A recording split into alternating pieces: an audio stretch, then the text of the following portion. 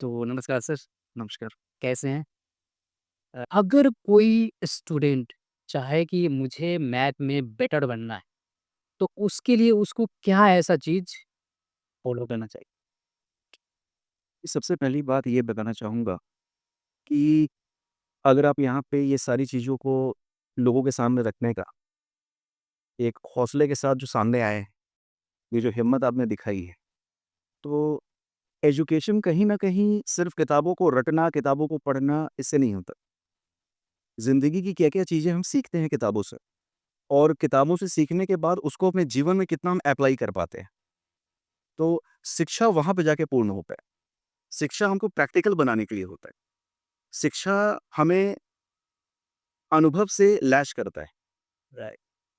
शिक्षा हमारे जीवन में सिर्फ इसलिए नहीं होता कि हम कल को कुछ नौकरी पा जाए, 4 पैसा कमाने लगे, बल्कि शिक्षा इसलिए होता है कि वो हमारे व्यक्तित्व का विकास कर सके। बहुत लोगों का तो यही माइंडसेट होता है कि भाई नौकरी है मतलब अगर कोई पढ़ रहा है तो उसको नौकरी मिलना चाहिए अदरवाइज़ नहीं मिला तो वो कुछ है ही नहीं। तो ऐसा लोगों का माइंडसेट होता है और ये सिर्फ़ विलेज एरिया के अंदर नहीं होता है, हर एक एरिया के अंदर होता है कि भाई पढ़ाई कर रहा है तो इसको नौकरी चाहिए। तो आजकल बहुत सारे लोग नौकरी का इतना ज़्यादा महत्व देते हैं। नहीं, एक गवर्नमेंट जॉब का जो मारा-मारी लगा हुआ है, तो एक फैक्ट इसमें ये भी है कि सरकार हर किसी को जॉब नहीं दे सकती। हर किसी को जॉब नहीं दे सकती, तो हर किसी को पढ़ा रही है सरकार, पढ़ने का मौका दे रही है। 6 से 14 साल के बच्चों के लिए अनिवार्य शिक्षा, सर्व शिक्षा अभियान के तहत। जब सरकार बच्चों की पढ़ाई पे ध्यान दे रही है, तो बच्चा उस काबिल बन सकता है कि हर किसी के लिए जॉब नहीं मिल सकता। गवर्नमेंट अगर हर किसी को खुद पढ़ाए भी और खुद पाले भी, तो हमारे माता-पिता अगर हमको पढ़ाते हैं, तो ये सोच के नहीं पढ़ाते कि कल को हमको पालना भी पड़ेगा। सही है। तो जो उम्मीद हम 2-3 बच्चे घर में रह के अपने माता-पिता से नहीं रख सकते, तो ये 145 करोड़ की आबादी एक सरकार से कैसे रख सकती है? वैसे ये सही बात। राइट। तो हर किसी का ये सरकार से उम्मीद लगाना, हाँ, तैयारी करना अच्छी बात है और जितना समय दे सकते हैं पढ़ाई के ऊपर अपने फैमिली के कंडीशन को देखकर, क्योंकि हर किसी के फैमिली की वो हालात नहीं होते कि वो ज़िंदगी में पढ़ाई करता रहता है। जब ये बात ज़हन में आती है कि लाइफ़ में अब कुछ करना है, तो वहाँ इंसान सोचना स्टार्ट करता है कि मेरे अंदर क्या टैलेंट है। इस चीज़ के बारे में बचपन से सोचा होता और इसका सबसे ईज़ीएस्ट वे है कि हर एक काम करते रहना चाहिए। जैसे मेरे टाइम पे 9th क्लास में बच्चों का कन्फ्यूज़न था कि हम आगे चल के साइंस लेंगे, कॉमर्स लेंगे, आर्ट्स लेंगे 11th में जाने के बाद। ये बच्चा नहीं सोच पाता। घर में पेरेंट्स भी उस टाइम पे इतना गाइड नहीं कर पाते कि मेरा बच्चा किस चीज़ में अच्छा है। फादर बाहर के जॉब में बिज़ी हैं, मदर घर में हाउसवाइफ़ अपने घर के कामों को करने में बिज़ी है। तो उस समय फिर ये बच्चे के लिए खुद डिसाइड कर पाना मुश्किल हो जाता है। तो इसके लिए तो हर एक स्कूल में एक करियर काउंसलर होना चाहिए। करियर काउंसलर का होना आवश्यक है, ताकि वो बच्चे को सही टाइम पे गाइड कर सके कि उसके अंदर क्या प्रतिभा है। और ये क्योंकि बहुत ज़्यादा इम्पोर्टेंट भी है सर क्योंकि मैंने बहुत सारे ऐसे स्टूडेंट को मैंने देखा है जो सिर्फ़ एजुकेशन को मतलब ये मान लो कि सिर्फ़ चलते जा रहे हैं और एक समय के बाद उसको नौकरी नहीं मिली या फिर अपने मनपसंद की मतलब उस तरीके का उसको नॉलेज इम्प्रूव नहीं हुआ, तो फिर वो वहराने लगता है कि भाई पढ़ा-लिखा है लेकिन किसी काम का नहीं। शिक्षा अगर सही दिशा में है, जैसे गीता में श्री कृष्ण ने भी उपदेश दिया, कर्मण्यवाधिकारस्ते माँ फलेषु कदाचन। कर्म करते रहना चाहिए, फल की चिंता नहीं करनी चाहिए। तो हम अगर पढ़ाई इसलिए कर रहे हैं कल को गवर्नमेंट जॉब मिल जाए, तो ये पढ़ाई करने का एम नहीं हो सकता। फिर व्यक्तित्व का विकास नहीं होगा। मन में जहाँ भी एक लोभ आ गया, इस चीज़ को पाने के लिए ये करना है, तो हम फिर ज़िंदगी में शायद उस चीज़ को हासिल नहीं कर सकते। तो लोभ नहीं आना चाहिए। अच्छा, गवर्नमेंट बहुत सारे स्कीमें निकाल रही है सर, बच्चों के ऊपर काफ़ी ज़्यादा वो इतना ज़्यादा मतलब दे रही है कि भाई ये तुम पढ़ो, पढ़ो, पढ़ो और अच्छा-अच्छा फंड भी लोग जैसे क्रेडिट स्टूडेंट क्रेडिट कार्ड हो गया स्कूल में जैसे कि स्कॉलरशिप की सुविधा हो गई, कपड़े, भोजन हर एक चीज़ उपलब्ध है। लेकिन फिर भी लोग मैं ये चीज़ मैं देख पा रहा हूँ कि स्कूल के अंदर एडमिट लो क्यों हो रहा है? मतलब एडमिट क्यों नहीं बढ़ रहा? प्राइवेट की जगह पर मैंने देखा है कि प्राइवेट में तो बहुत सारे बढ़ रहे हैं। जहाँ पे पैसे भी पे करना पड़ रहा है उनको, लेकिन ऐसा क्या है कि मतलब इसके पीछे जो शिक्षक हैं अपने आप को स्कूल तक सीमित रखे हुए हैं ज़्यादातर। कुछ शिक्षक हैं जो गाँव में घूमते हैं। इसमें घरों तक जाकर अभिभावक को भी जागरूक करना पड़ेगा। क्योंकि सरकार ने लड़कियों को साइकिल दिया, साइकिल चलाए और 9, 10, 11, 12 5 किलोमीटर, 8 किलोमीटर के दायरे में है, तो वहाँ पे जाके पढ़ाई करें साइकिल से पहुँचे। क्योंकि लड़की के लिए पैदल चल के उतना दूर जाना पॉसिबल नहीं है और हर गार्जियन आज भी ये मेंटालिटी बनी हुई है कि लड़कों को कोई चीज़ पहले दिया जाए। और लड़कियों को बाद में। अगर त्योहार भी है तो लड़के को पहले शर्ट पैंट पहले खरीद देते हैं, लड़का हमारा खुश रहे, और लड़की को ये चीज़ बाद में मिले। तो बिहार सरकार का जो ये पहल है कि लेडीज़ फर्स्ट, कोई भी चीज़ है तो पहले वो लड़कियों पे लेकर आई। रिज़र्वेशन भी है तो वो पहले लड़कियों को दो, लड़कियों को घर से बाहर निकालो, जॉब लगाओ। लड़कियाँ अगर पढ़ने में अच्छी हैं, तो उनको प्रोत्साहन देने के लिए राशि का प्रावधान है, स्कॉलरशिप है। फिर वो लड़कियाँ अगर कल को ग्रेजुएशन करती हैं, ग्रेजुएशन करने के बाद अगर वो 10th-12th में जो राशि मिलती है, मिलती ही है, मिलती है। आप 60% 75% जो भी क्राइटेरिया हो, उसके बाद जो लड़कियों को मिलता है, वो मिलता है। फिर ग्रेजुएशन करने के बाद अगर बीपीएससी का प्री निकाल लेती हैं, तो मेंस की प्रिपरेशन के लिए फिर 50,000 का अमाउंट मिलता है। तो लड़कियों के लिए जो इतना प्रावधान बिहार सरकार ने कर रखा है, वो इसलिए कर रखा है कहीं न कहीं कि ये चीज़ घरों में मिसिंग था। लड़कियों के बारे में पहले नहीं सोचा जा रहा। तो सरकार ने लड़कियों के बारे में सोचना स्टार्ट कर दिया। ये तो बहुत अच्छा डिसीजन रहा, ये मैं मानता हूँ इस चीज़ के लिए और ख़ास तौर पर लेकिन मैं यही समझता हूँ कि बिहार के अंदर ऐसा मतलब क्या अदर स्टेट में भी ऐसा पॉलिसी है कि मतलब बस लड़कियों के फ़ेवर में जितनी ज़्यादा चीज़ें इस बिहार में अगर हमने देखा, शायद उतनी हमने दूसरे स्टेट्स में नहीं देखी। जैसे वो लोग कर रहे हैं, वो लोग अप्रिशिएट कर रहे हैं, लेकिन यहाँ पे सिर्फ़ लड़कियों के ऊपर इतना फ़ोकस किया जा रहा है। तो इस तरीके का फ़ोकस फिर बाकी जगह आप जाओगे तो वहाँ पे लड़कों-लड़कियों दोनों के ऊपर फ़ोकस होता है और फंड लिमिटेड होता है। अगर यहाँ लड़की को 50,000 दे रहा है, तो वहाँ पे फिर वो जाके बढ़ जाएगा। 20, 20, 25, 25 हो जाएगा। तो वो अमाउंट कम हो जाता है फिर लड़की के लिए। सर मेरा नेक्स्ट ये आपसे पूछना रहेगा कि खान सर के बारे में क्या आप राय देना चाहेंगे? खान सर हुए, दिव्यकीर्ति सर हुए, इन लोगों ने शिक्षा के क्षेत्र में या बच्चों के उत्थान के लिए जो एक कदम उठाया है और सोशल मीडिया के थ्रू ईज़िली अवेलेबल हैं उन सभी के लिए भी, जो शायद हर बच्चा दिल्ली या पटना नहीं पहुँच सकता। तो ये काबिल-ए-तारीफ़ है और खान सर का तो तारीफ़ जितना भी किया जाए उतना कम है, क्योंकि एक वैसे तबके के लिए ये प्रयासरत हैं, हाँ, जो बच्चा शायद उतने सारे पैसे दिव्यकीर्ति जी की तो फिर भी फ़ीस है, हाँ, लेकिन खान सर का जो फ़ीस है वो हर कोई अफ़ोर्ड कर सकता है। बिल्कुल कर उतना तो हर कोई अफ़ोर्ड करके आज के डेट में एक आम बच्चा भी सपना देख सकता है गाँव से निकल कर, कि वो यूपीएससी और बीपीएससी का प्रिपरेशन कर सकता है। तो खान सर की चीज़ें इसलिए काबिल-ए-तारीफ़ है। ओवरऑल पर्सनैलिटी का डेवलपमेंट आपका तभी होता है, कि जब आप अपने घर से निकल कर एक सोसाइटी के लिए कुछ करने जाते हो। तो अगर इन लोगों के नाम के बारे में आज हम चर्चा कर रहे हो तो इसलिए कर रहे हैं, कि इन लोगों ने सोसाइटी के लिए कर रखा है। कर इन लोगों ने देश के लिए करने के लिए ठाना है।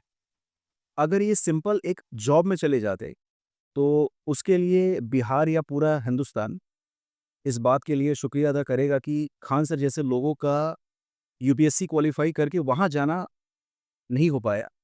अगर वो हो जाता तो शायद एक जॉब के अंदर रह के एक प्रॉपर छोटे से एक समुदाय के लिए वो जो कुछ भी कर पाते।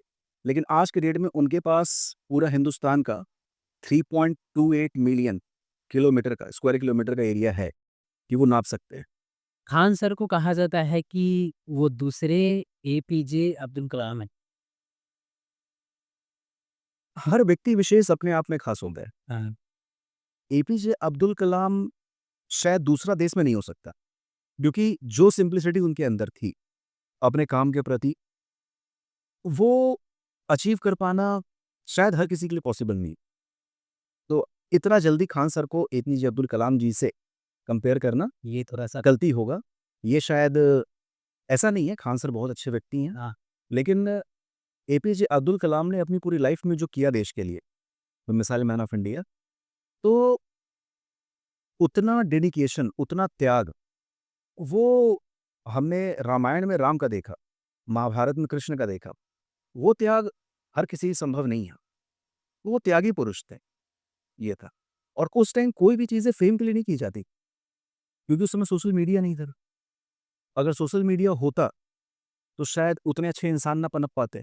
क्योंकि आज के डेट में अगर छोटी-छोटी चीज़ें हैं, तो उनको विज़ुअलाइज़ कराना इम्पोर्टेंट होता है, कि हमने अगर गरीब में कंबल बाँटा, तो उसका भी एक पिक ले लेते हैं।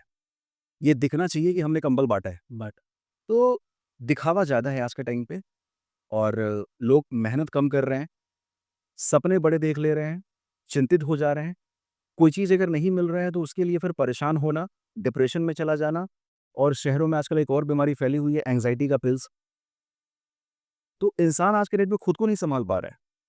पहले के लोग पूरा गाँव सँभालते थे, बड़ी-बड़ी फैमिली, जॉइंट फैमिली हुआ करती थी, वो सँभालते थे। हाँ। आज के डेट में इंसान खुद को सँभालने के लायक नहीं है, कि उसको दवाइयों का सहारा लेना पड़ रहा है। लेना पड़ रहा है। तो वही कहा कि मेडिटेशन इम्पोर्टेंट है, खुद को समझना इम्पोर्टेंट है और हम देश के लिए एक अच्छे संसाधन बन सकें। देश को अपना कंट्रीब्यूशन किसी न किसी तरीके से हम दे सकें, दे सकें, राइट। तो वो होना ज़रूरी है। तो ऐसे त्यागी पुरुष लोग पहले हुआ करते हैं, जैसा कि आपने पूछा कि गांधी जी का ही फ़ोटो क्यों है उसपे? तो जब देश में अंग्रेज़ों द्वारा बनाए गए कपड़ों का बहिष्कार होना चालू हुआ और हमारे यहाँ शायद खादी के कपड़े बनाना और तुरंत-तुरंत पैदा करके सारे लोगों तक पहुँचाना उतना आसान नहीं था। नहीं था। और वैसा अगर कोई करता भी था, चोरी-छुपे करता था, अंग्रेज़ों की नज़र में आ गया, तो फिर उसके खिलाफ भी कार्रवाई होगी। तो गांधी जी ने खुद का ऊपर का कपड़ा पहनना छोड़ दिया था, सिर्फ़ एक धोती में रहते थे। अच्छा, वो उनका एक रीज़न बार बन था क्या? एक बार एक बच्चे ने सवाल पूछा कि मतलब एक बच्चा है, उसके लिए गांधी जी प्रिय हैं, हाँ। शांतचित्त व्यक्ति। बच्चे को वही चाहिए कि आदमी शांत रहे और जो हल्ला मचाना है खुद करते रहे। तो बच्चा जाता है, पूछता है कि आप कपड़े क्यों नहीं पहने? मेरी माँ सिलाई अच्छा करती है, उनसे मैं सिलवा कर आपके लिए कपड़े लेकर आता हूँ। बोले कितना लेकर आ जाओगे? बोले कि आपको कितना चाहिए वो बताइए। 2 ले आओ, 4 चलेगा? वो बेचारा अपनी गिनती बढ़ाया जा रहा है। उन्होंने एक ही चीज़ बोला कि मेरे पास 120 करोड़ की आबादी है, सबको कपड़े पहना सकते हो? जब तक सब नहीं कपड़े पहनेंगे तब तक हम नहीं पहनेंगे। उन्होंने सिर्फ तो जो बारे में नहीं अपने से पहले देश के बारे में सोच रहा है, हाँ। तो वो सब इंसान नहीं होते हर जगह। क्या महात्मा गांधी जी अगर वो चाहते तो भगत सिंह की फांसी रुक सकती थी क्या? देखिए, देश में अगर क्रांति आ रही है, इस पे कोई टिप्पणी नहीं किया जा सकता है, क्योंकि वो सही भी हो सकता है, गलत भी हो गलत सकता है। हो सकता उस समय के हालात क्या थे, हाँ, हमको इतिहास जो भी पढ़ाया जाता है, क्या वाक़ई में वो सही है या नहीं है, उन सारी चीज़ों के बारे में हम सब कुछ जानते भी नहीं हैं। हाँ, बहुत सारी इतिहास की किताबों को टटोलने के बाद, कई सारी चीज़ें जो हमने 9th-10th में इतिहास में पढ़ा, 11th-12th में इतिहास में पढ़ा, तो वो सारी चीज़ें लगी कि ये सिर्फ़ हमारे सामने पेश कर दिया गया है तोड़-मरोड़ कर, हाँ, ठीक है?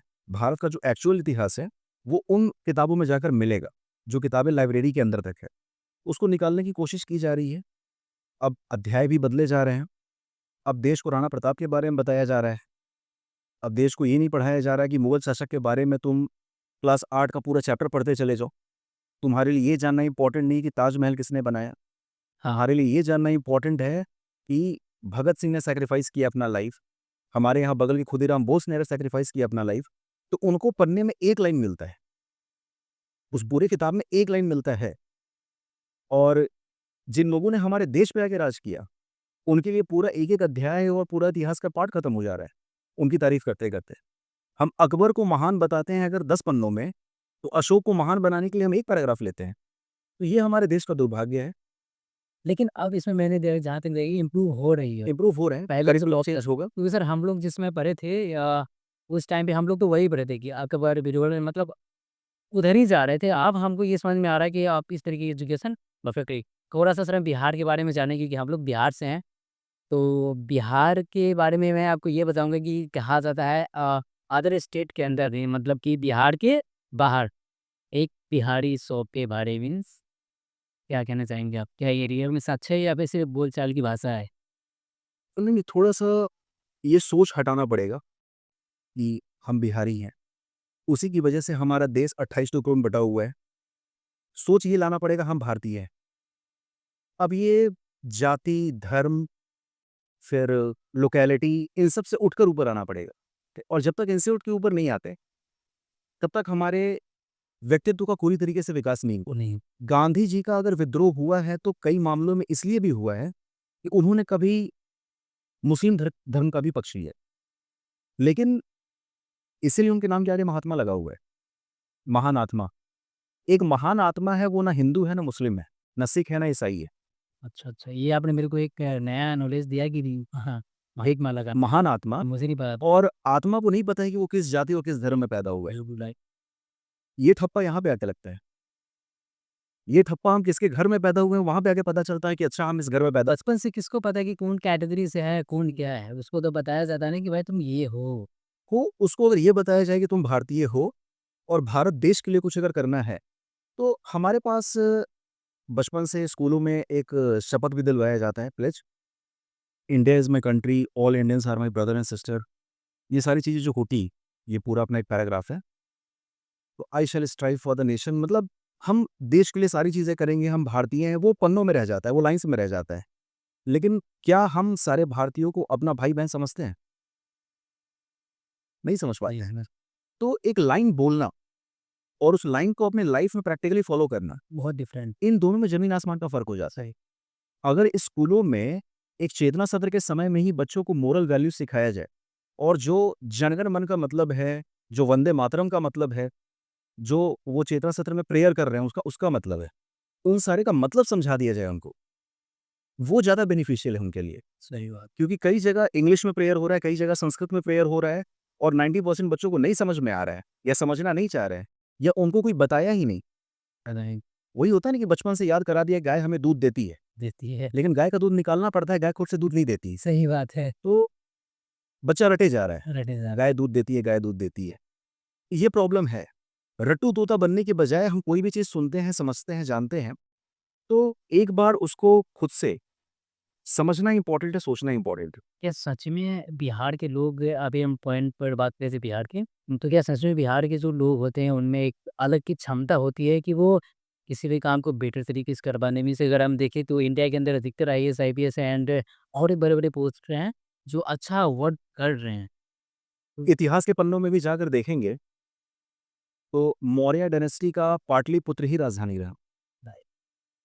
और चंद्रगुप्त मौर्य का जो अपना शासनकाल था और जो वो अखंड भारत का स्थापना हुआ, जो आज अफ़गानिस्तान हमसे अलग हो गया, पाकिस्तान हमसे अलग हो गया, अलग-अलग देश बनकर, ये उनके समय में ये पूरा भारत साउथ से लेकर ऊपर नॉर्थ में वहाँ तक, ये सब उनके अंडर में था और इन सब पर वो पाटलिपुत्र में बैठकर अकेले राज करते थे।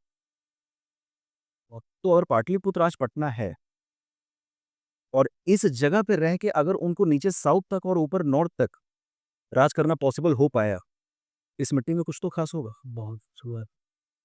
तो आज हम इस बिहारी पॉडकास्ट बाय संजय इस चैनल के लिए सर को इनवाइट किए हैं एंड सर आए और बहुत अच्छा-अच्छा आंसर भी दिए हैं एंड हम उम्मीद करते हैं कि नेक्स्ट कभी फिर हम सर के साथ तो ये मीट करें नेक्स्ट। तो आज का जो ये एपिसोड था बहुत ही बेहतर रहा। तो सर आपको कैसा लगा इस पॉडकास्ट पे आने के बाद? ये पॉडकास्ट पे आने के बाद इसके लिए हम एक्साइटेड थे, काफ़ी दिन से टाइम नहीं मिल पा रहा था, कई सारा फ़ोन कॉल हुआ। अब आज रात में 9 बजे अगर ये पॉडकास्ट हो रहा है, तो आपकी मेहनत को, आपकी लगन को नमन है और इस गाँव में रहकर अगर इन चीज़ों का सपना लेकर और भगवान करे लाखों फॉलोअर्स हो बस और आपकी प अच्छी-अच्छी अरे वो कृपा ऊपर वाले की सब होती है, सब ऊपर वाला करता है, अपना कर्म करते रहना चाहिए। जी, तो ब्लेसिंग्स लगती है, दुआएँ लगती हैं लग और दुआएँ जितनी ज़्यादा लोगों की लगे, उसके लिए अपना कर्म बेटर होना चाहिए। तो एक अलग जगह बनी आपके लिए और मन में आज मेरे यही आया है कि आज रात को 9 बजेगा लेकिन ये पॉडकास्ट पूरा होगा। वो 10 से 11 बजेगा लेकिन पॉडकास्ट पूरा होगा, क्योंकि मेरे लिए लाइफ़ में ये पहली बार था।